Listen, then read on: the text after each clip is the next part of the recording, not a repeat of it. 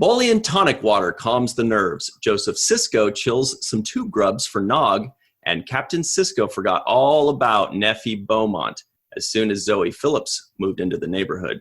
Hello, everybody, and welcome to the Seventh Rule with Cirroc Lofton. Hello, hello. We are also joined by a very special guest, Mr. Robert Hewitt Wolfe, writer. And it is a Nog episode, by the way. Malissa Longo joins us. My name is Ryan T. Husk. Today we are doing a review of Deep Space Nine Season 4, Paradise Lost, directed by Reza Badiyi. Is it Reza? Reza. Okay. Written by Ira Stephen Bear and Mr. Robert Hewitt Wolfe. This is going to be a great one. How you guys doing? Good. Doing well. Doing really good. What an episode. So much to talk about. Hey, Cirroc, by the way, real quick, I have a surprise for you. Check this out. So we have some friends over at Spitfire Labs that emailed us and said, hey, we're big fans of your show. We want to send you guys something awesome. We'll talk about it more, I think, in a couple weeks might be better, but check this out. Oh, nice. Wow. Look at the freaking detail on this. Wow. That's pretty cool. It even has Klingon writing. Nice. This one says Warriors in 5. That's a basketball playoffs. Warriors in 5, right? Yeah. Steph Curry on the back. And look at this. Yeah. Look at this. No. It even has the Klingon symbol in the middle. It's very This nice. is metallic. Wow. It sticks on with magnets. Wow. And on the back, Legit. let me show you the back real quick, and then we'll get right back to this. But I was just so blown away by this. Holy. Oh. Wow. So we each got one, Cirroc. That, I'll show you what yours looks like right now. Holy smokes. So we'll let you open that. we'll do another. Anyway, everybody at home, we will kind of go into a little more detail, probably in a couple of weeks when we do the Sons of Moog. I think that's a great episode to kind of get into that. But they are Spitfire Labs. You can find them Spitfire Labs on Twitter. Also spitfirelabs.nyc, I believe is their website. We'll include it in the description box below. Anybody that wants to get it, just type in 7th Rule 15 and you get 15% off of anything. Dude, I spent like almost an hour looking at their website. It's ridiculous. I hate how amazing it is and how talented artists are. It's unbelievable. It's unreal. But we'll talk about it more in a couple weeks. Just go in the description box below and buy amazing stuff. Let's talk about Paradise Lost. Wow. Thank you, Spitfire. That's awesome. It's a husband and wife team, by the way, that does everything. So that's just, it's beautiful. Can't wait to talk more about it. Yeah, the detail's amazing. Speaking of which, the detail in this episode is pretty amazing. I was watching this episode. It felt like a movie to me. Yeah. It's just that good. There's so much to talk about and so much to cover. The performances, first of all, I thought were A1 in this episode. Love the acting between Sisko and Admiral Layton. Yeah. Foxworthy. You know what I noticed too was that the main characters in this, besides Layton and a little bit of Ben Teen and Jarish Inyo, but the Deep Space Nine team was Sisko and Odo, Jake and Nog, and Joseph Sisko, and they carried the whole thing basically. Besides the other A little bit of stuff on the Defiant. Yeah. Unbelievable, just beautiful. Great stuff. So Robert. Yeah.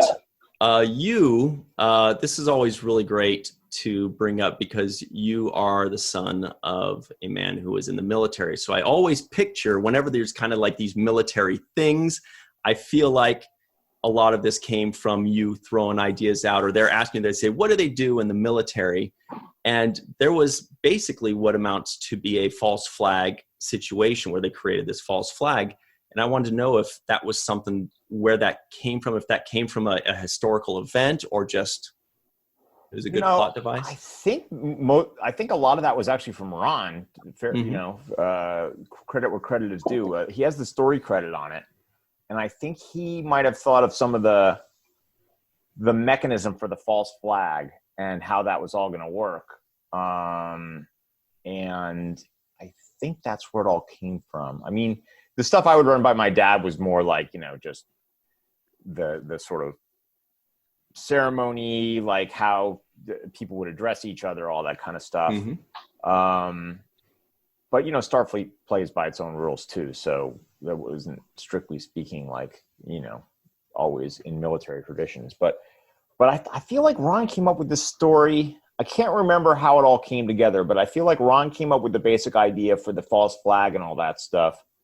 And then Ira and I kind of took it and ran with it and turned it into the two-parter, which is why Ron has credit for story on the second part.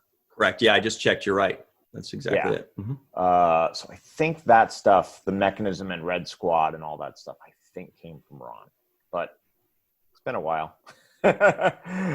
When in doubt, I'll give credit to someone else, though. Why not? When you're writing for Sisko, he takes these very strong positions on his belief system and the things that he's willing to fight essentially till death. What I just kind of want to know about the process of getting to that point with him and creating that, like, making that the pillar of his stance. Look, I think we've talked about this a little bit before, where characters are really like a collaboration between the writers and the actors insofar as, like, even if it's not a formal collaboration, even if it's just like, we wrote this for him and did a great job with it and seemed to really respond to it, so we'll write some more things like that, or we wrote this for him and it didn't play that well, maybe we won't write those things for him anymore, which was rare, obviously, but occasionally happened. But I think in the case of him being such a sort of like fierce and committed to his values and, like a sort of a charge ahead, get things done kind of guy, I think that was definitely informed by Avery as we went along. I think Michael's original idea for Sisko was a guy who was a little more hesitant and a little more unsure of himself in certain situations. And you can sort of see that in Emissary. But by season 4, I think the character had grown. And I think we'd also sort of grown in matching that character to the kind of things that Avery just hit out of the park all the time, and he hit this one out of the park. Family stuff, that strong leadership stuff. The guy who can be like do it my way, this is how we're doing it kind of guy in ops, and then invite everybody over for dinner. You know what I mean? That to us was a lot of who Sisko was. And so when this episode shows both sides of that, right? When he's dealing with the security issues, he's one way. When he's dealing with his father and with his son, right? Yeah, and even a little bit with Nog, he's another. Although with Nog, he tended to go back to that sort of commander, captain person. There was definitely a point where he puts Nog. He reminds Nog what the situation is. Like, he's like, let me. What does he say, Malissa? I don't know if you remember the scene where he says. I think you're under the mistaken impression that I was asking for a favor. I want names, and I want a name, and I want it now. Yeah. I like that. I like that fine line that they have to walk between being comfortable with each other and, friendly, but they're also superior officer and cadet. So those lines can get blurred sometimes, but then it's like, oh yeah, he's my yeah. He may hang out with you at his dad's restaurant, but when it's time for stuff to get done, you better do it. Yeah, that's the stuff I think came a little bit more from my dad. Was like, I was not asking you a favor. I am your dad. You are going to do this thing now. That kind of thing. And Sisko has a way. Sorry, I was just going to say, and Avery has a way of, like, when he gets into that level, his voice changes. It goes from this to more of a boom kind of. It's almost like operatic. You know what I mean? Like, it just changes. Anyway, what were you saying, Cirroc?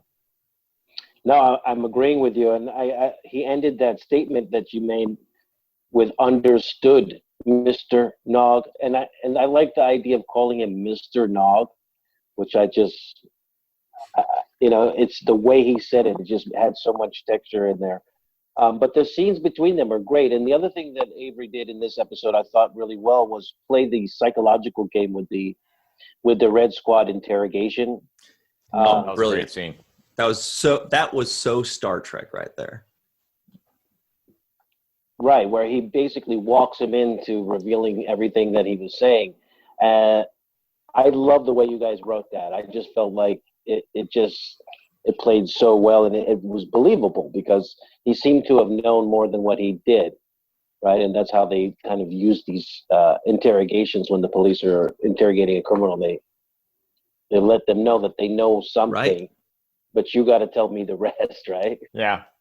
Yeah, the guy in the other room already told me everything, so you might as well just admit it. Yeah, exactly. It's the prisoner's dilemma, right? The first one to talk is the one who gets off easy. Yeah. Nowadays, of course, you wouldn't have to interrogate him because he would have live streamed the entire coup. In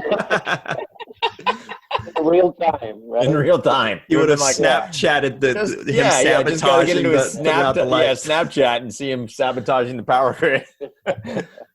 The whole thing would be on Parlor. Yeah, and speaking of that, I'm glad you brought that up because that is one of the things that I think DS9 really stands the test of time on, and that is these themes that still resonate. Like I'm watching this episode and it feels like it was pulled out of the headline today in some way, and I don't know how you guys do that so well. It's kind of remarkable.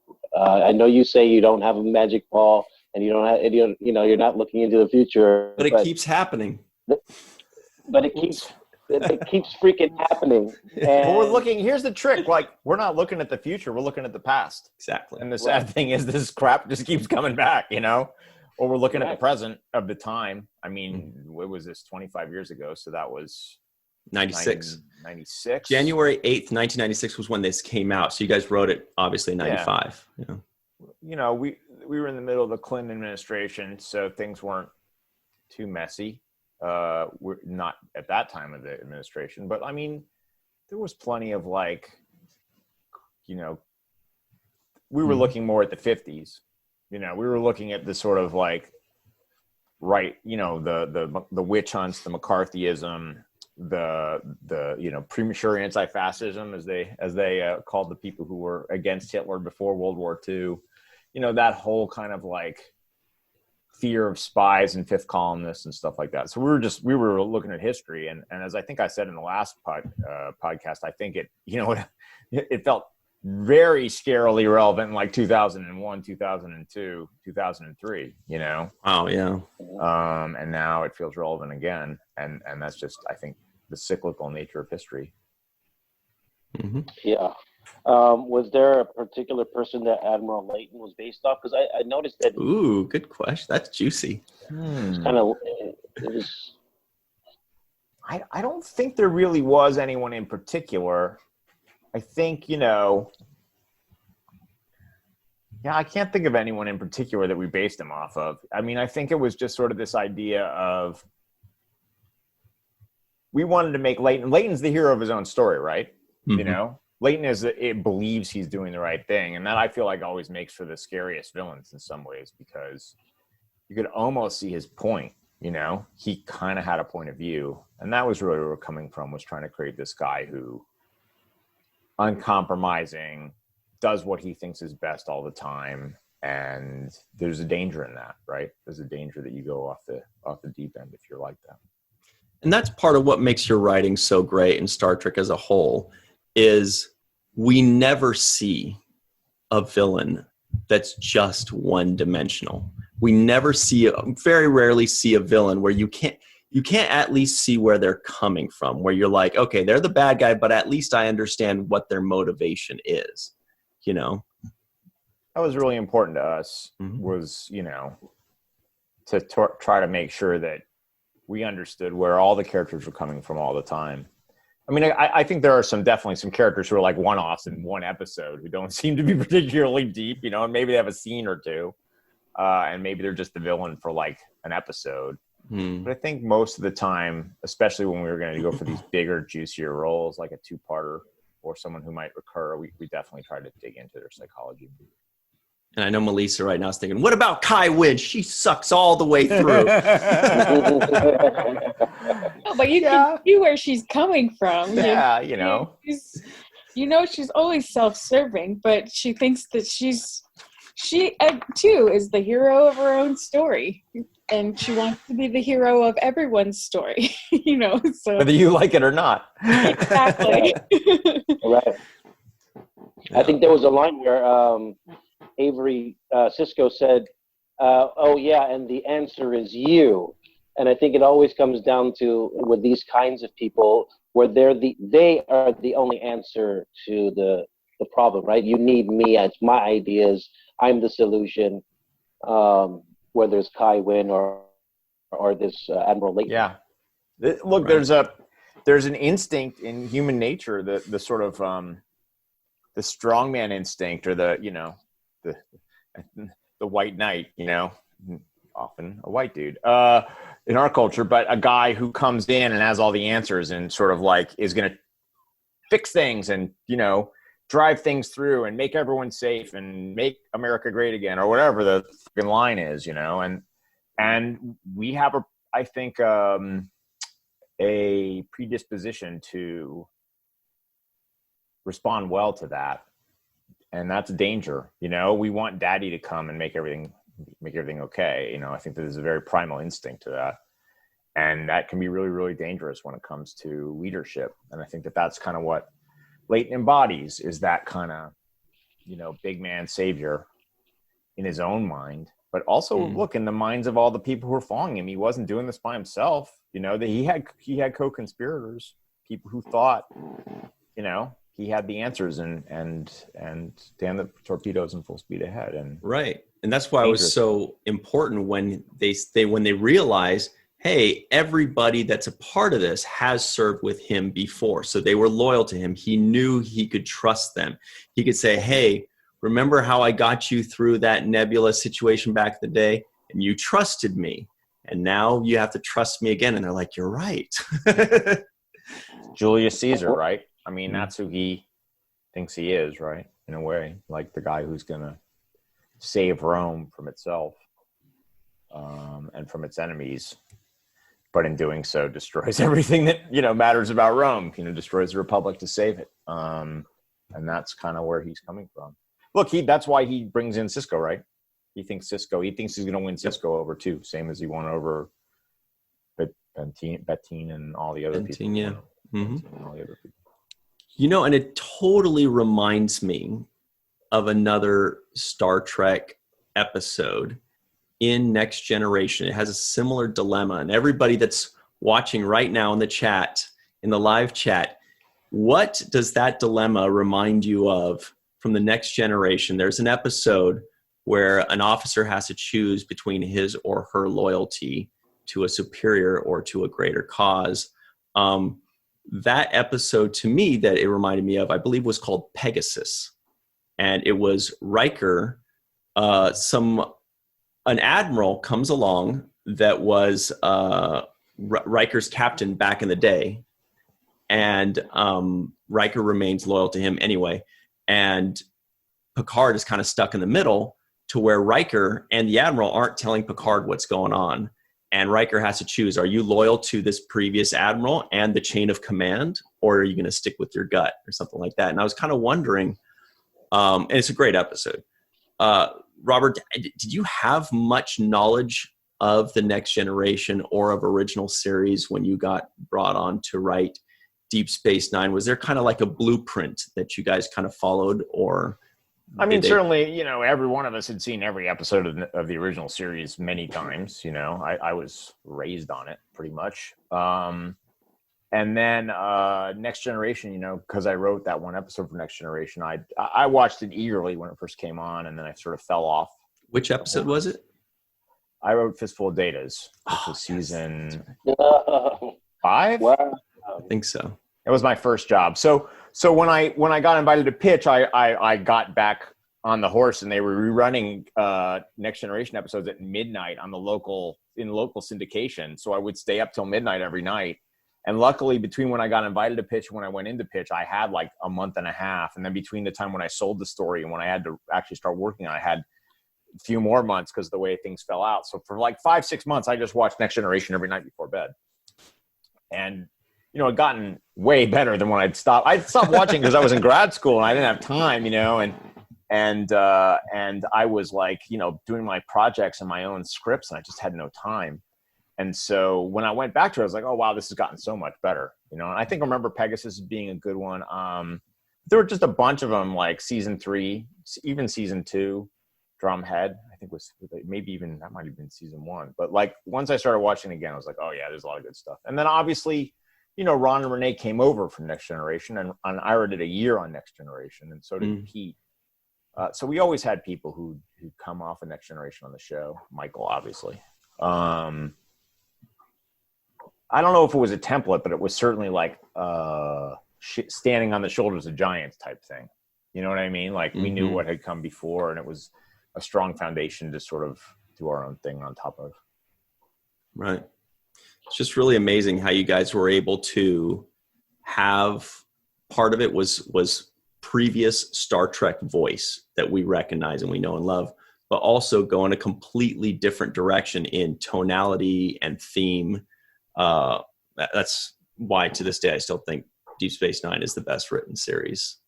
Thanks. I mean, look, there's a spectacular writing in all of the shows, and Next Generation and the original series had some terrific writing. And, you know, we always thought of ourselves in some ways as being like trying to be a spiritual successor more even to the original series than to Next Generation, because Next Generation sort of did its own thing.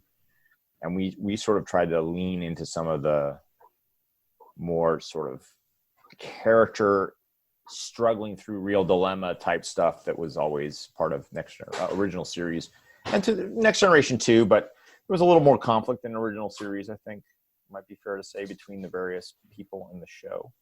And so we sort of leaned into that. I think that was sort of our thought anyway.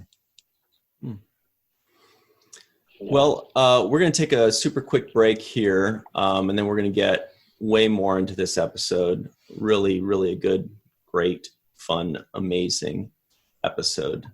And we will come right back on the Seventh Rule.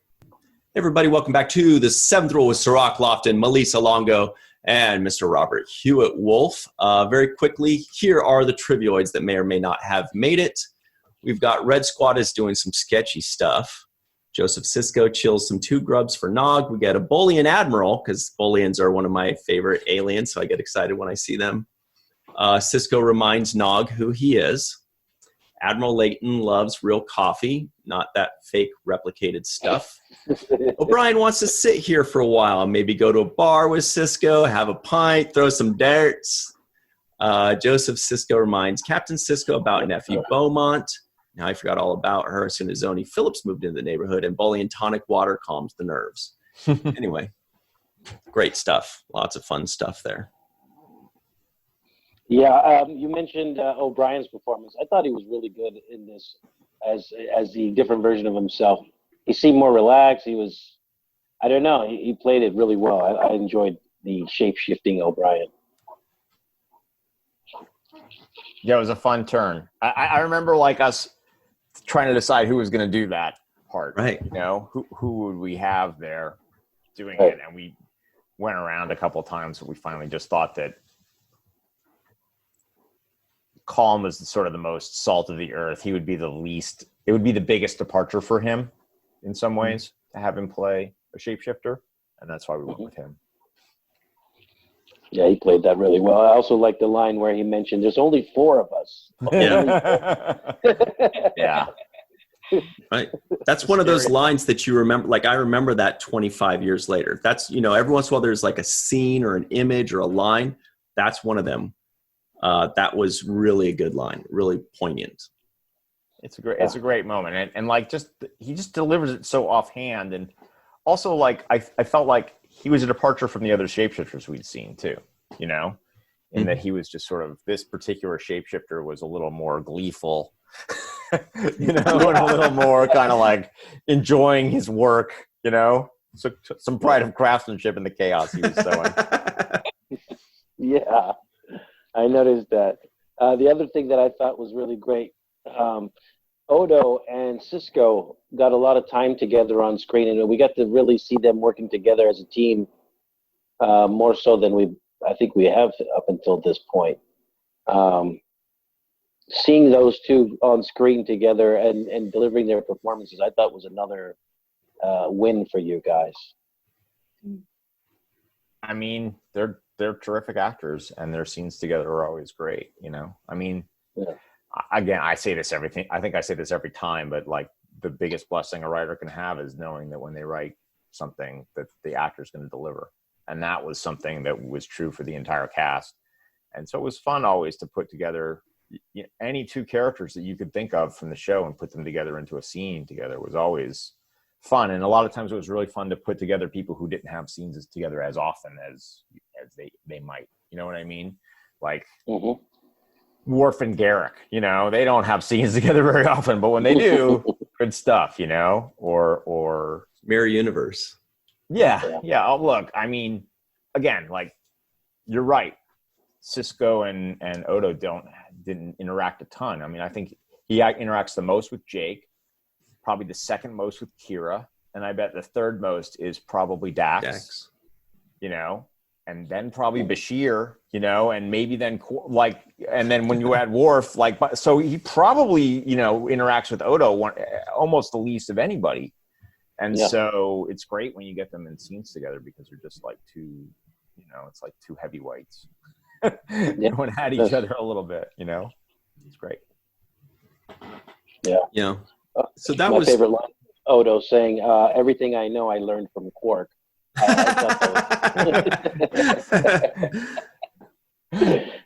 love that you slid that in there. That's a better trivioid than any of the ones I picked. Well, it's it's true though, right? Like all the devious, underhanded stuff he knows how to do, he probably did learn from watching Quark do all of it. Like, well, he was shapeshifted into a mouse or some stuff. Like watching him from the shadows. Like, I'm gonna bust him for this one. Nah, I'll get him in the next one. I'll wait. Right? Steel sharpens steel. Yep, exactly. Yeah.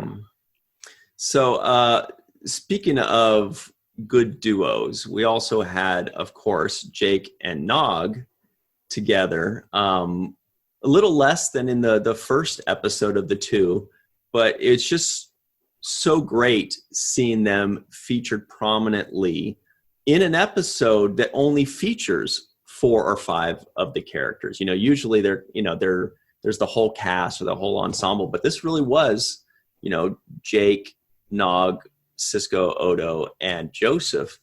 Malissa, did you have any thoughts on the fun of Jake and Nog, or Nog being the cadet bringing in whatever his name was, Shepard? No, I really liked Nog's role in this, in that he is the enthusiastic cadet wanting to move forward up in the ranks, and I love how naive he is still. Not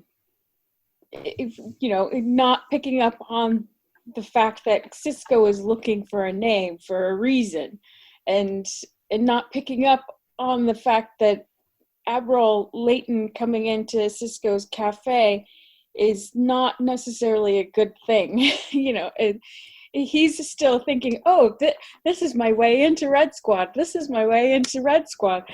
But not picking up on the dangers that are necessarily around him. And I think it's a good stepping stone in his journey to see. He's grown up from the original rascally little dude to this guy who's maturing, but still trying to figure out his way. So I really like seeing that milestone in his journey. And correct me if I'm wrong, because I watched them back to back. This is the episode where Nog calls Jake a writer, right? And so this is a relationship now that's grown. They're not kids anymore. These are two young men finding their way in the world. And I thought that was a nice moment between the two of them, where it's like, he's a cadet, Jake's now a writer. Like they're starting to become their adult selves. And so it's a nice moment. It's just a nice exchange between them. It's this episode, actually, right? Yeah, I wanted to ask you about that, Robert, actually, was that this is kind of our first glimpse, or one of our first glimpses into the direction of Nog's character. First, 10 episodes back, he tells Captain Sisko, I wanted to go into Starfleet Academy. Then in Little Green Men, he's going to Earth. This is the next step where we're actually seeing him in Starfleet Academy as a cadet. And I was wondering if you guys had a discussion at all about how are we going to take this character, or did it just kind of evolve organically? I think it evolved organically. I mean, once the big discussion was, will he join, that he should join Starfleet, that was the big thing. And once we got to that point, we sort of thought it would be fun to just both let him get really into that, but also find out, hit some bumps along the road, and so that his wide-eyed enthusiasm, we could batter that up a little bit as he grows and matures. But I don't think there was like major discussion until it was time to break an episode and figure out where he was. And then it was like, oh, well, where's Nog now? Like, okay, he's on Earth. We should definitely use him. Let's figure out a way to like make him part of the big overall story, like, and get him into the middle of the action a little bit. So that's sort of where we're at. I don't think, like, right now we weren't thinking about him getting his leg blown off and going through PTSD. We didn't have, that wasn't in our minds yet. Although we did know we wanted him to have the enthusiasm of like a new American who joins the army. You know what I mean? Or like an immigrant kid who just wants to who just loves his new country so much and wants to be part of it and is just like super excited about it. And then to let the realities and the shades of gray sort of sink in over time. Don't say Shades of Grey. That's like the worst PNG episode ever. That's the one that gives me nightmares. Well, in their defense, that was the writer's strike that derailed them. I know. So I wanted to ask you, because last time we talked, you mentioned, Robert, that this was going to be the first, the opening of the season 4. So this was a 2-parter that was going to really, bust season 4 wide open. Yeah. And now we're seeing it in the middle, and I can see why it would be a season opener, because it's that well written and that well thought out. A lot of intertwining stories that kind of make sense as it goes on, right? Red Squad being one of them. What Defiant was doing with the Lakota. Yeah. So, but my question for you is basically, so when you push this episode back to the halfway point of the season, what do you do? Like, how are you pushing? Are you pushing everything back now? So season 5, season opener, would have been the halfway point of this season. Do you know what I mean? No, because look, we did 26 episodes a year, so you could move things back and not really. We still had 16 episodes to tell the same amount of story. It's not like, and a lot of the episodes are standalone or have a little tiny touch of continuity. So the big thing was, once we brought Worf in, we wanted to spend some time with Worf and the Klingons. So that we had Way of the Warrior and then like 6 episodes to sort of absorb Worf into the family and tell the story of the Klingons and the Cardassians and all that kind of stuff. And so that was really we carved out room for that. But I think the big beats over the story we would have told over the course of season 4 didn't change that much. And it was an organic process to make story in the show anyway. So we weren't like we didn't always know what the end of the season was going to be when we started writing it. The pantster versus plotter thing, we were sort of in the middle somewhere where we were like, sometimes we were flying by the seat of our pants and sometimes we were plotting far ahead. And, but generally we tried to figure out what the end of the season was going to be like 4 or 5 episodes before we were writing it, But honestly, sometimes we were writing it and figuring it out as we were writing the finale. Wow. I mean, we just, again, like 5 writers, 26 episodes, we were running as fast as we could. Yeah. We were talking about before we started recording about the difficulties of 26 episodes per year. Just sounds unbelievably difficult. But as you and Cirroc are saying, there was also a little bit more flexibility there where you can kind of just move an episode over. And it's true that I too can see why this would be a great season opener, because it basically changes the tone and the tenor of the entire show's story. Is now suddenly it's a more dire situation. Yeah, but we also tend to do that in the middle of the season too. Like the McKee 1 and 2 are a mid-season two-parter, you know. So we did the Dias cast. Like a lot of those are mid-season, you know, Inferno's Light, Purgatory Shadow. A lot of the times we would do those big mid-season two-parters. And so when we realized we weren't going to do the season opener with this one and we were going to do Way of the Warrior, that was our intention, was like, we'll move this. It'll be the big mid-season two-parter that we've started to do more of. And that will be, it was like McKee was season 2 that we started that. So that was the logic, was like, okay, it'll be our big mid-season one. But look, I mean, the places where it shows are the action sequences you don't see. Because there's a lot of action sequences that are implied in that show that you do not see. Like, you do not see Red Squad taking over that power plant. You do not see how Sisko got into Layton's office, right? You barely see the battle with the Defiant and Lakota. I mean, you see it, but it's not like it's just one ship against one ship.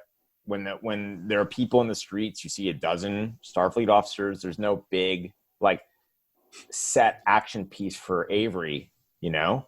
Had it been the season opener, like, imagine some of the big fight sequences from Way of the Warrior, like Sisko trying to get into the sort of run and jump of Sisko trying to get into Layton's office. We just blew past all of that, you know? Well, honestly, good. Yeah, there was so much story in this that if you spent all this time on the squabbles and the fight, just have Odo do the Vulcan neck pinch. We get it. Because there's so much story in this episodes that other stuff would have been kind of just filler. But when we don't need filler, there was just too much going on. Yeah, and look, we might not have had as much time for Joseph Sisko, right? And that would have been a tragedy. What a highlight! So it all worked out. It all worked out, you know. Where did you guys shoot Joseph Sisko's restaurant, by the way? That was on stage. On stage, yeah. Really? Was that 17? Yeah. Yes, 17, I believe. Yeah, so it was like we had two stages that had the major standing sets. Stage, I can't remember the numbers anymore. Four was ops and all the stuff, right? It was ops and the quarters and the docking ring and the habitat ring. We're all on 4. And then, was it 5 or what was the next one over? It was 4, 17, and 18. 17. So then 17 was the promenade, and it took up the entire stage. So 18 would have been where we built Joseph Sisko's, and we would have built it like basically right next to the cave sets, because in the back of the stages there were all these cave sets. So a lot of time we would just build stuff like in front of those. That's what it was. Stage 18. Man, I was picturing like New Orleans Square at Disneyland. Like, I was there, dude. I was totally there. I mean, they did a great job on those sets, man. We had a great crew, and they would build they built beautiful sets. I mean, to me now, like, especially seeing it like up-resed a little bit, not up-res, seeing it in 720 on a 4K TV, you know, it looks a little like, oh, okay, it looks a little setty. You know what I mean? Yeah. But I don't think most people would have noticed. You know, one thing I think that Joseph Sisko adds to this storyline is the perspective from the common person, right? The non-Starfleet, right? The viewer. Like, this is how it would affect us in our daily lives, as opposed to how it affects Starfleet personnel or whatnot. Yeah, that was the intention for sure. You know. Yeah, Nog shows the perspective of like a low-ranking Starfleet person who's trying to figure out what the hell's going on. Like, Layton's betting they're all going to come along with him, right? and Joseph represents the civilian point of view. Again, Leighton thinks everyone will be on board, and in the end, neither of them are, and you brought up another. Go ahead. Sorry, I'm sorry. You brought up the thing that you brought was the battle between Leighton and the president when Sisko came in and said, "Hey, this is what's going on. You've been duped. You signed the orders, but he's taken the orders farther. He's issued Red Squad to do this thing and whatnot." I like the argument that you posed, which was, well, now that we've imposed this kind of a thing, I can't take it away from the people because they want it. They're calling for it. And I thought that was an interesting point that you just brought up for contemplation. Yeah, again, like the strongman complex works because people, especially people who are scared, tend to embrace it, and that was sort of what we were trying to say. And like, how much could the president really steer things if people were terrified and there'd just been this blackout and people died and there'd been a bombing and it's the old security versus freedom thing. It's the Benjamin Franklin thing all over again, right? I mean, that's what right. Back to. That tug of war. Have absolute forever. freedom, or you can have absolute security, but you can't have both. Yeah, I think Sisko said it really great when he said, "Paradise has never seemed so well armed." Yeah, that's the line. Yeah. If it's got guns everywhere, is it paradise anymore? If there's a Starfleet officer with a phaser rifle in every street corner, doesn't look like paradise, does it? No. That's touched upon later on too with Ryza, if I remember correctly, but we'll cover that one. I won't be here for that. That's fine episode. That's another thing, Robert. I was thinking I only about show up that. for the ones I feel good about. I should thinking show about up that I really think didn't go well. We've only got a season and a half with you left, man. I was thinking about that. I was already getting sad about it. But let's have you back on an episode you don't like. Yeah, I only worked on 1 through 5. But I'll come back for Field of Fire. I did that in season 7. All right. But yeah, I should come on here and talk about an episode that didn't go so well sometimes, so I don't just show up when just for the parties. Sometimes I got to show up for the funerals too, right? Yeah. Why did you do that? That sucked. This was terrible. Why did you pick that? Yeah, feel some of the fire. There are good reasons for it.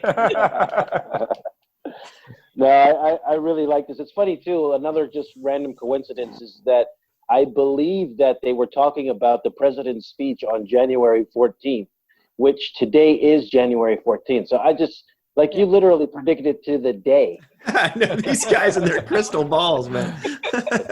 It was just the day it was going to air, We weren't we're not trying to look forward in time to there's going to be a presidential inauguration and things are going to get all crazy and who was the psychic out of your group? Come on. Who was it? No, that's the air date. If there's a date if we mention a date on the show, right? Okay. And actually mention a date, it's usually the air date. But if we mention a time of year or a date on the show, it's usually right around the air date. So the Bell Riots took place in May because that's when the episodes aired. There wasn't any Don't ruin this for us, Robert. Don't take this away from us. Here, let me just pull aside the curtain and you can see all the... I was like, January 14th? Really? Really? Well, if we'd really been psychic, we would have made it the 6th, right? Oh, yeah. Right. No, but that's the day. That's the day we're recording. So I just thought it was just crazy. I'm watching this. Another thing I noticed was out of the names of the defectors that Sisko was looking at, one of them was Snowden, and I said, "Hey, that's an interesting last name. I've heard that." I got that one too. Did you catch that? Oh yeah. Well, speaking of catch, it's a Catch-22 reference. It's not a reference to. It's not a reference to Edward Snowden. It's a reference to the character from Catch-22. So is Orr. There's an Orr and a Snowden in the list. It wasn't the hockey player, Bobby Orr? No. It's Orr and Snowden from Catch-22. They're two. I think Orr was Yossarian's tent mate. I think he was a pilot. And I feel like Snowden was the bombardier who gets blown to crap. I love how you guys insert these things that nobody would ever know unless you said it. Well, they're just little in jokes for the people who are paying attention. Before the internet, like they would just go by and no one would pay any attention to like the fact that we name a couple characters from Catch-22, and there's a couple characters. There's the Lakota and Benteen, and Benteen was like one of the people who fought at Little Bighorn, and the Lakota obviously were the other side. Yeah. So like there's little jokes like that. Like in Past Tense 1 and 2, a lot of the characters are named after either actors or characters from the Magnificent Seven for no particular reason. It's just like what we did. So because every week you have to come up with names. Every week, exactly. We have to come up with some names. So like the billionaire is named Chris Brenner. That's Yul Brenner, who played a character named Chris. And so yeah, there's not like any deeper meaning necessarily. Like it's just whatever goofball references we decide to throw into the episode. Yeah, but nobody's going to know that you're using the air date as the date, or you're picking stuff from characters from Catch-22. I mean, I love these insights because it just gives us a little insight on how you pulling stuff from different places. Well, the air date, like people would, I think, have resonance with it because they would be like, oh, that's today or tomorrow, or that was yesterday. Like, you know what I mean? Like I'm watching the show live. No one's streaming anything 25 years ago. And so when we say January 14th, there's a pretty good chance you're watching it on January 14th. So it feels like now. It feels like it's happening in current time, and that was the reason we did that. The goofball naming is just the goofball naming. We're just like, whatever, kids playing around and throwing in references. I feel like the girls that Sisko falls for, Neffy, I have no idea where Neffy came from. Yeah, but Beaumont was a perfect name for New Orleans. Yeah. It's kind of a French name. Zoe was my friend's girlfriend in high school. If you're watching this, Zoe, I hope you're doing well. Oh, I'm sure she's watching. No. Yeah, so we would just do stuff like that all the time. Just throw in little things that were like to amuse ourselves. I would throw in references to like obscure, like not video games, like board games and stuff like that too. There was a lot of that. Again, like we were just trying to come up with a name like on the spot. It's like, what do we want to name this character? Well, let's just name everyone after Catch-22. All right, that's easy. Just keep going. So we only have a few minutes left. Sorry, Cirroc, you look like you're going to ask something. Oh yeah, but I was going to just talk about the chain of command and how much emphasis was spent on just the chain of command. I just imagined that, Robert, that was kind of coming from your side of the experience. Yeah, yeah, that probably was a little bit more for me. I mean, chain of command was something that was kind of like drilled into me a little bit when I was a kid, how things worked. And yeah, look, Leighton is in a position, he's a 3-star admiral. Like he's in a position where he can pull this stuff off, and Sisko is a newly minted captain, and so it takes a lot. It's a lot harder for him to stand up to an admiral.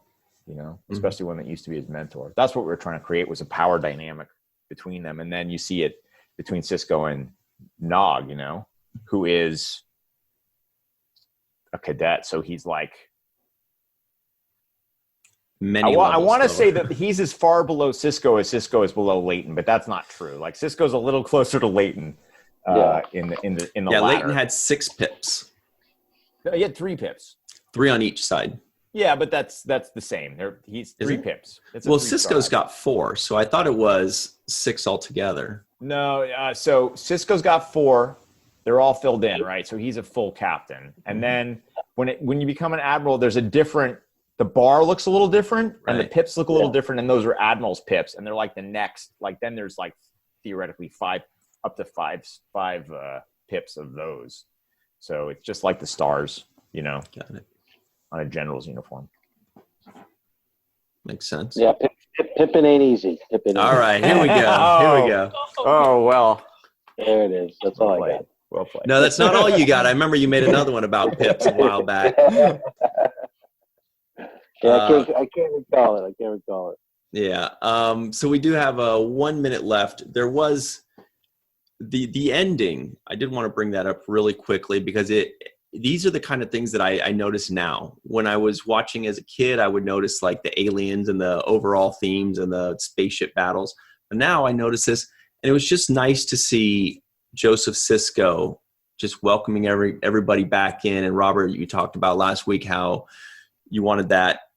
He's a community man. You said, I can't remember whose father, I think it was Ira's father was kind of a community man. Yeah. And it really showed us that he comes in and he always has this thing that he says, I recommend this today. It's got a little bit of a kick, but it'll make you smile.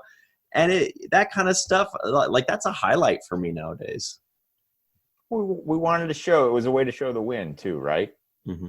If Joseph Sisko can welcome back in his customers and there's not armed guards on the street, then Sisko won, right? Yeah.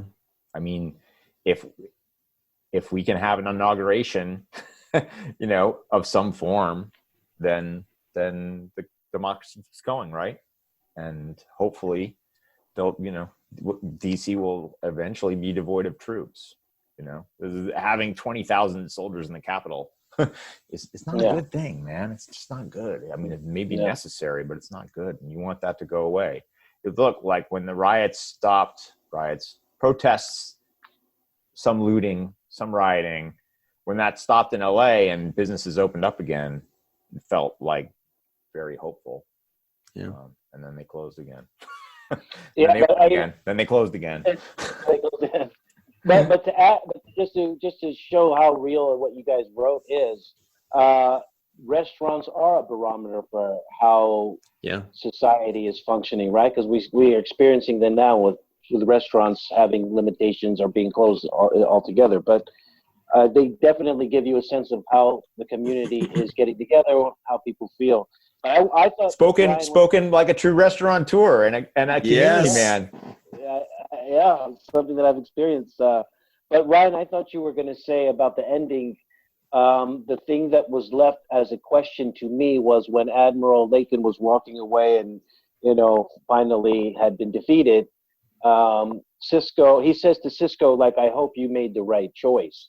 And Sisko gives a look to the camera where he's not quite sure if he made the right choice, right? And I like the way you end episodes like that, where it's not so black and white. Yes, you're right. It's more up in the air. You might be right. Yeah, when he said, I hope you made the right choice, you're right. Sisko gave a look that said, so do I. Yes. And we may have written him to say, so do I, and we may have then cut it because we didn't need to, because Avery just freaking delivered the line without saying the words. Or he may have even said the words and we cut them. I can't remember, honestly. That happens sometimes, though, where you just you write a line and the actor says it and then he plays it as well. And you're like, well, it plays without the line. Let's just cut the line. And Avery is a terrific actor. And so that happened a lot, And it's better. Like if you can do it without that, it's just like the audience has to work a little harder, but in a good way. Yeah. Like what's going on with him? How would I feel in that situation? What would I say in response to that? Or what's coming next? That's what I felt too. I'm like, well, what's the next episode? Like, is the next episode? Are they going to is it going to get worse or is it going to get better? So I think you leave us all kind of wanting more with those open-ended endings. Yeah, sometimes it's nice to end an episode on an answer, but a lot of times it's nice to end an episode on a question. Which maybe we answer in the next episode or maybe we never answer. And it's still up to the audience to decide. Let's do the same. Will we be right back? No, but we do have to run. Robert, thank you so much, as always, for joining us and really giving us these insights that have been burning questions for 25 years. It's really cool, and we really appreciate you. Fun to be here. It's always fun to talk about the show. I love it, and I love seeing you guys, so it's all good. Thank you so much. You're right on schedule, January 14th, right on the date. He's never going to let that down. He's going to see you in 20 years and be like, remember that time? So, great. Well, thanks very much, everybody else. Stick around. The answer is yes. We will be right back with the free-for-all. And we'll see you on the other side. on the 7th rule. Hey everybody, welcome back to the free-for-all. Mr. Robert Hewitt Wolfe has decided to stick around to hang out with all of these fine, beautiful people like Melissa Longo, Cirroc Lofton, Mr. Timothy Baum out in, I don't know what Abu Dhabi? I don't know where that is. Liverpool. Same thing. Mr. Homer Frizzell. We have Katie Carr. We have Changeling TJ Jackson-Bey. We have Dr. Susan V. Gruner and Eve England out in Wales. How's everybody doing? All right. All's well. Awesome. So we're just kind of, before we hit the record button, we were talking with Robert about the episode, asking him questions. Somebody said they did have a question. Who was that? I have a question, actually. Oh, Cirroc. Yeah, I got a question. Hey! Well, you clarified for us about teleplay and written by credits. But the one thing I really wanted to know was the revisions. So we would have so many revisions of these scripts, right? Yeah, And sorry about that. Who gets credit for those? No, why would you do so many revisions? Because sometimes we couldn't even figure out why it was being revised. What was the reason behind some of that? I mean, it was just the way things were. A lot of it is because we published the first drafts as the pre-production draft, right? And so, like, because we were writing so fast that a lot of times all we had was like the very first raw script, and we were still refining it internally. So we would still do like a lot of revisions all through pre-production. Then we weren't always done with those revisions by the time production started. So then the production draft would come out and there would be still more revisions. But also we would still be getting notes from like Rick Berman in the studio and stuff like that into the production. They didn't always get all their notes in before we started producing, like before we started shooting. Okay. And then sometimes it was like, you know, there were practical considerations too. Like we were shooting something and someone was like, well, we can't do this. We have to do something different. Can you rewrite it? Or we can't, it's too long. Like we can't shoot all this. Can you cut like 3 pages out of it? And it's day 3 of production. So you got to cut 3 pages out of the 40% of the script, 50% of the script we haven't shot yet. So go and do that. And that's like that's very common in television. So sometimes it was time, sometimes it was shooting practicality, sometimes it was last minute notes from above. And sometimes it was us going like, the scene still doesn't quite work for us. We need to fix it. So it's a lot of different stuff. Or sometimes like actor availability, we'd have to rewrite stuff too, you know, like, well, I mean, Armin has a cold. He can't be in the scene. You know, Armin is sick. He can't be in the scene today. Can we move the scene or can we just reshoot? Can we change the scene so it's ROM instead, you know? Something like that. Those things happen too. Robert, I was just going to ask you, like, what was the most frequent note related to? Was it just about dialogue or was it about logistics? What was like, when you did have to change things, what was it most frequently about? Oh, it was so many different things. I would say the single biggest one was time.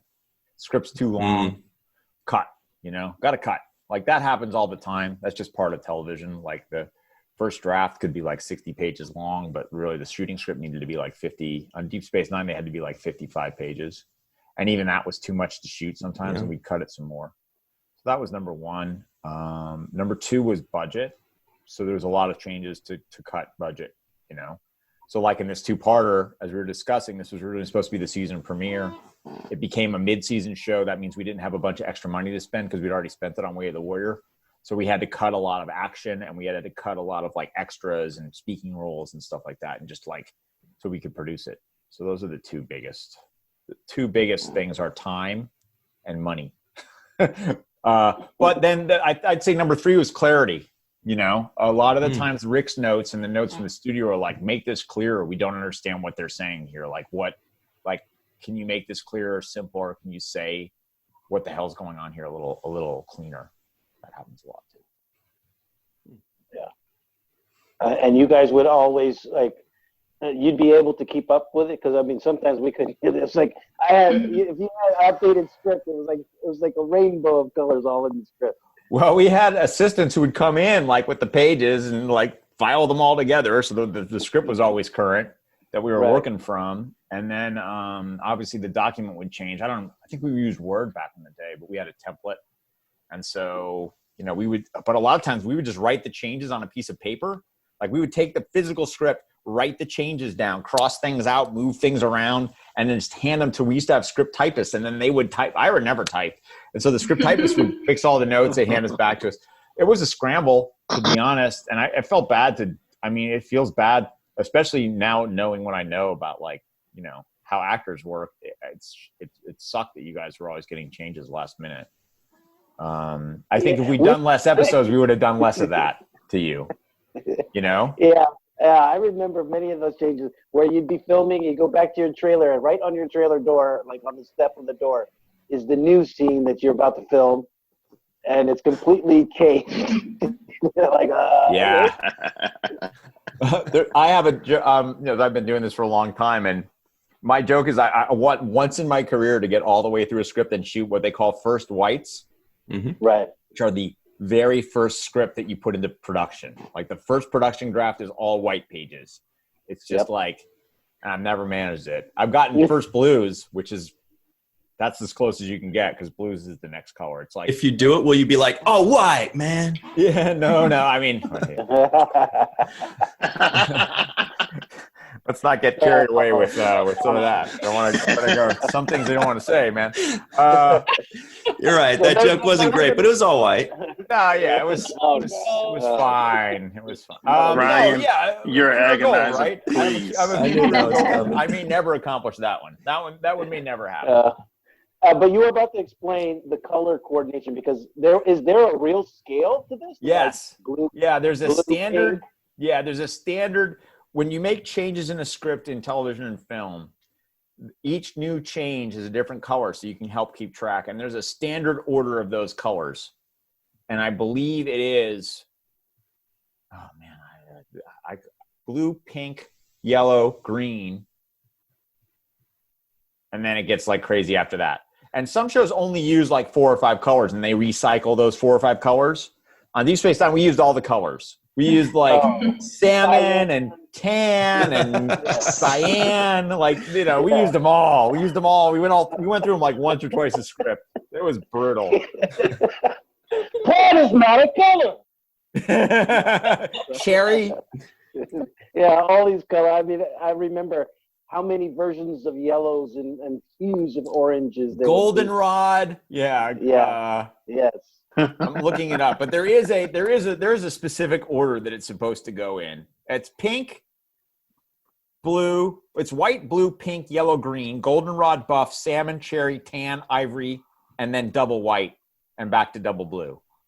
So white, blue, pink, yellow, green, goldenrod, buff, which is kind of like tan, salmon, which is sort of pink, cherry, which is like brighter pink, tan, which is not the same color as buff, ivory, which is not the same color as white, and then it goes all the way back. I don't think we used ivory, right?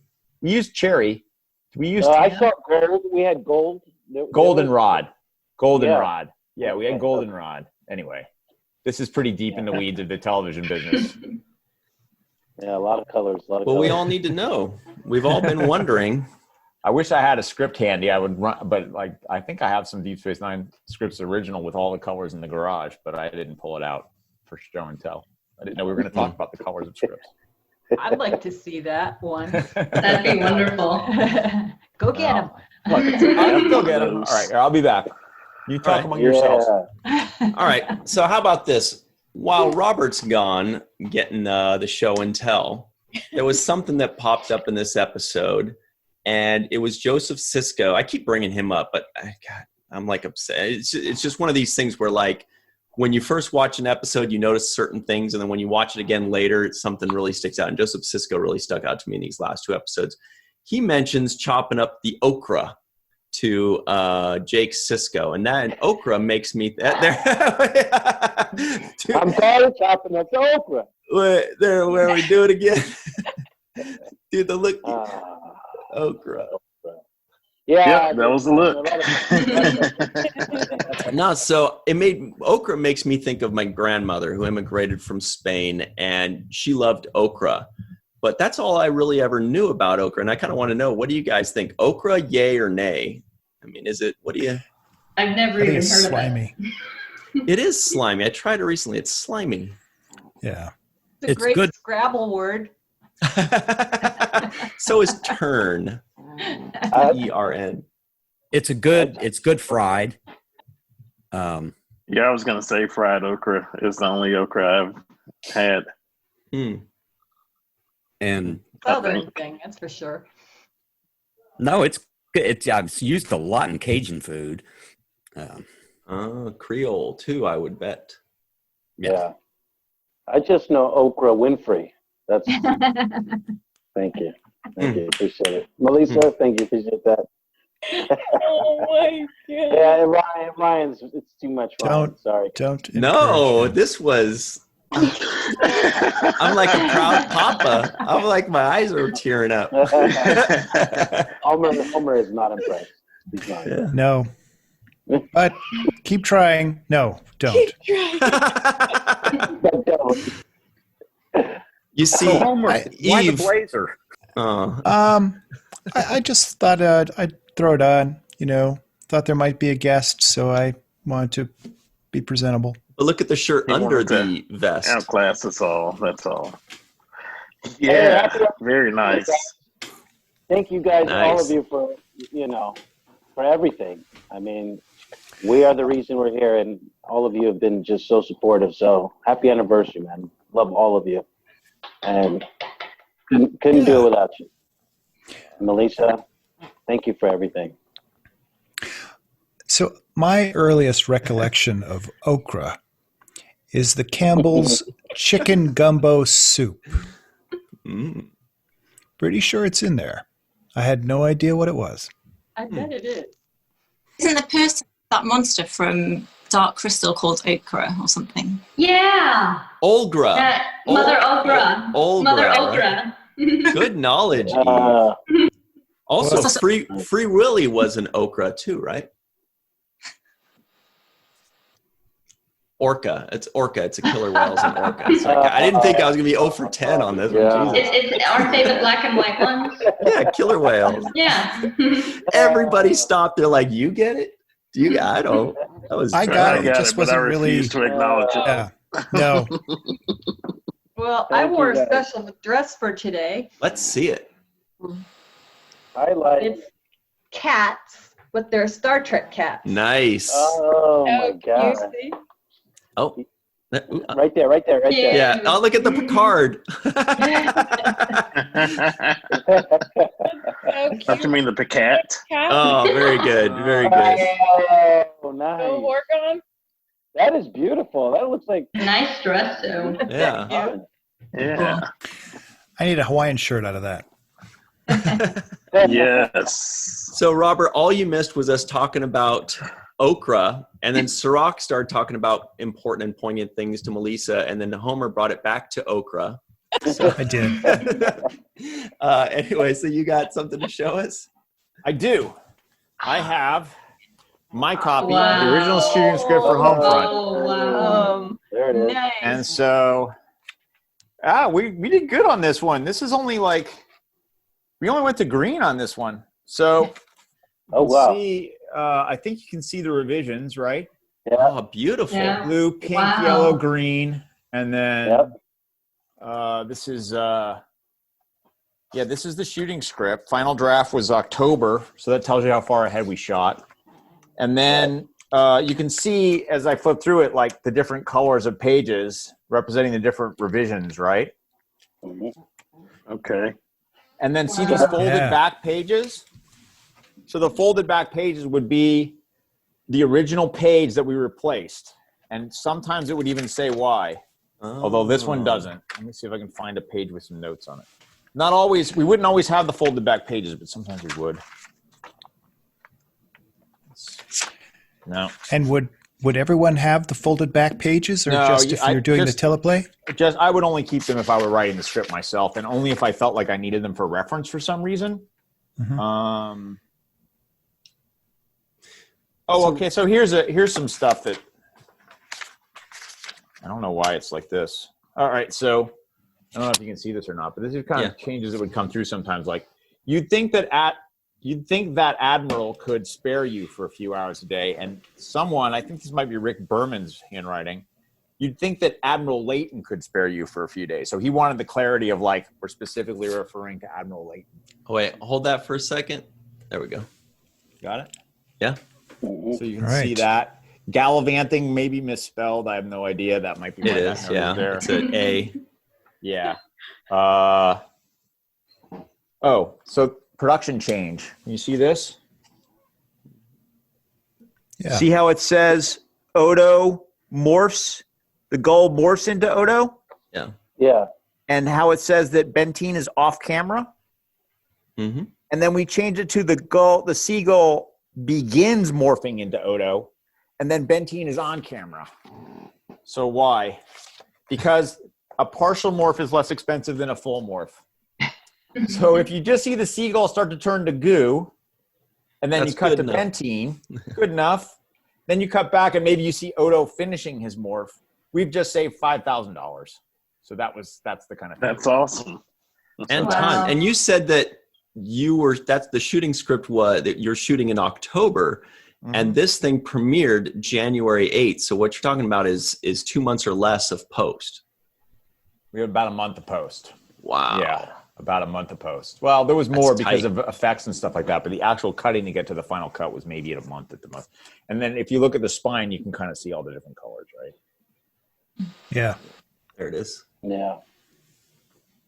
There, that's it. Show and tell's over. Wow, what a Thank treasure. you so much. Definitely a treasure. Thank you for sharing that. Yeah, no Yes, problem. It's a thank little stain from sitting in my garage for 25 years, but it's not in too bad shape. Mhm. I've never seen a script like that. Yes, Sue, go ahead. It's probably been asked a million times, but was each episode supposed to be 4 days of production or 5 days of? I'm talking about before all the other stuff, but how much time did each episode have? To shoot, Yes. 7 or 7.5 days, right, Cirroc? Yeah. 7 days per script. Yeah. 7 days per script. Sometimes 7.5. Sometimes 6.5 if it was a simple script. Did they get a day off in between scripts? They got weekends off. Sometimes they didn't even get an hour off between scripts because sometimes No, we here would. I'm thinking a 5-day work week. So that's, We did. We had a 5-day work week. I get it. Okay. We never shot on Saturday on Deep Space Nine, right? Not unless it was in the middle of the night, Friday night. I carried it to the early Saturday morning, but that was about it. Which is called a fratter day in the TV business. When you start shooting on Friday afternoon and you finish at dawn on Saturday morning is a fratter day. We didn't do a Yeah. ton of those. We did 'em. 26 episodes is a ton of episodes. Right. Yeah. So 7 days an episode, 26 episodes a year is 182 82. shooting days a year divided by 5 shooting days a week is 36.4. 37 weeks a year they were shooting. 2 weeks off for Christmas. And then that leaves, like, you guys got about 12 weeks off over the summer hiatus. Yeah. About 12 weeks off for summer hiatus. The writers got like 2 weeks off for summer hiatus, maybe 3. And we got like a week and a half off for Christmas. And that was it. So, yeah.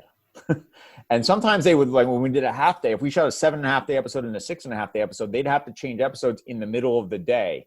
Or there'd be Yeah. 2 episodes shooting simultaneously. And sometimes actors would have to go back and forth between those on the same day. Yes. Wow. It's a crazy business. This business of show. Right. And you guys had long days too, right? I mean, because if the script isn't done, you don't go home. Well, you can go home and write at home.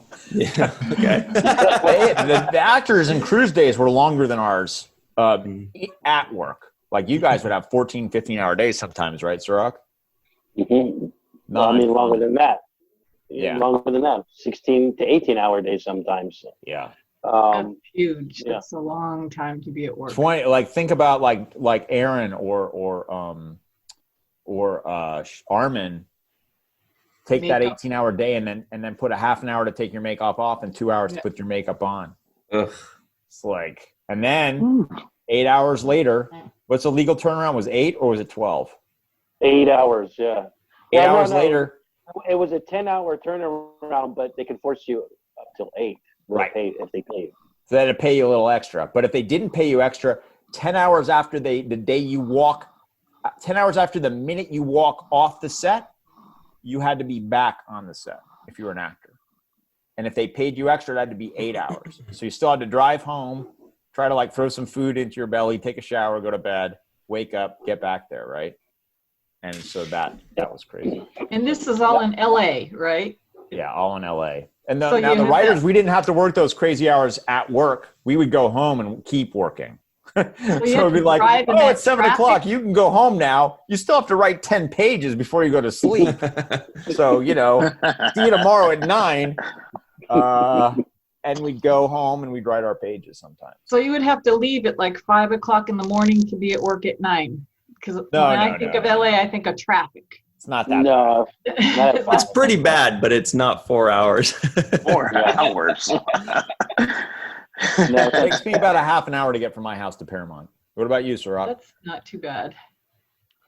Yeah, I lived on Melrose. You walked to in work. West Hollywood. Yeah, I could have technically. I mean, I could have biked definitely.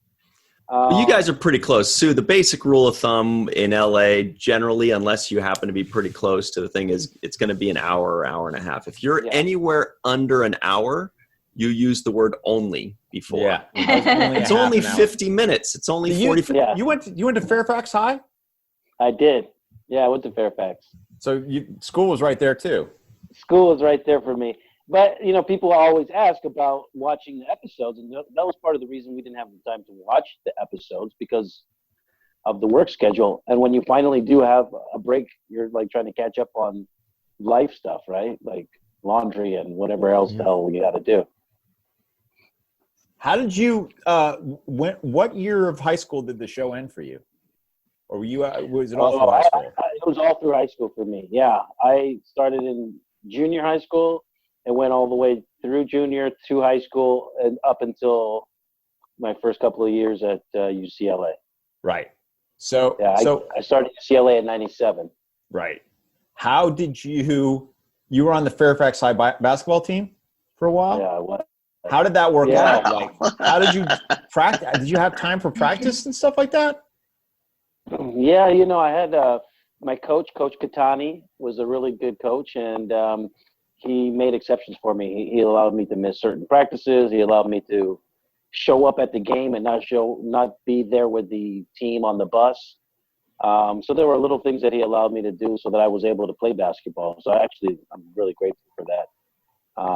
But yeah, I was playing basketball. I was the head of the chess club, and I was taking AP class. Wow. I love all this behind the scenes. We were love the other stuff. You probably don't know it, but we were all tremendously proud of you, man. Just like how seriously you took your academics, how hard you worked at school, on the team, and all this, like that you were even able to have any kind of semblance of a normal teenage years, Yeah. I think it was something that, we all, I don't know, man, we watched you grow up in front of our eyes, and we were all, we didn't get to see you in person as much, but we were very proud of all the hard work you did. It was I felt the love, and I really felt the support. And, guys that are not here today, guys like Michael Pillar, they really showed me a lot of love. So I felt the support. I also felt like Avery was in my corner fighting for me and really being my advocate, my parent on the set. So I was in a good position, and I'm thankful that I actually had some really great studio teachers that helped me kind of navigate that, and take my lesson plan from school and talk to my teachers. And so it was a really good setup for me. And I wanted to go to school so I didn't miss out on having kind of a normal childhood. Yeah. So that was why I kind of tried to do the back and forth, and it worked out. Yeah. Did you try to walk on at UCLA? We're both Bruins. We both went to UCLA. So did you try to walk on? Yeah, I was encouraged to walk on by a guy named Bob Myers, who is now the way general manager of the Golden State Warriors. Yeah. So Bob Myers is a walk-on at UCLA. They won the championship with Toby Bailey and Ed O'Bannon and those guys. And when I first got there, he was really nice to me, and he actually encouraged me to walk on. I was going to, but that was the year that Jim Herrick got caught up in the NCAA scandal, and Steve Lavin was brought up to be the head coach, and it was a lot of drama going on. So I actually stayed away from it because I didn't want to be involved. And but no, I could have walked on. I actually played a lot with the team. I just never walked on. I thought it would be too much to play college basketball at Division I and try to be doing Star Trek. Yeah, it's a lot, man. I mean, well, go Bruins. Go Bruins. Go Warriors. Go Sure. Warriors. I grew up in the Bay Area. Sure. I'm not. I got no problem with that. Nice, that's Are you right, a yeah. Bruins fan? Boston Bruins? No. No. UCLA Bruins. Oh, I'm like, UCLA wait a minute. Bruins. I'm Yeah, so Bruins. confused. The other Bruins, the college Bruins. I want to point out the Pacers beat Golden State the other night. I'm aware there was an 11-0 run at the end there that we don't have to. Well, right, and you win. as of last year, there's sports book available in Indiana, so I won $132 on that game. Wow. Pays for my beer this week, so Hope it pays for your beer for more than 1 week.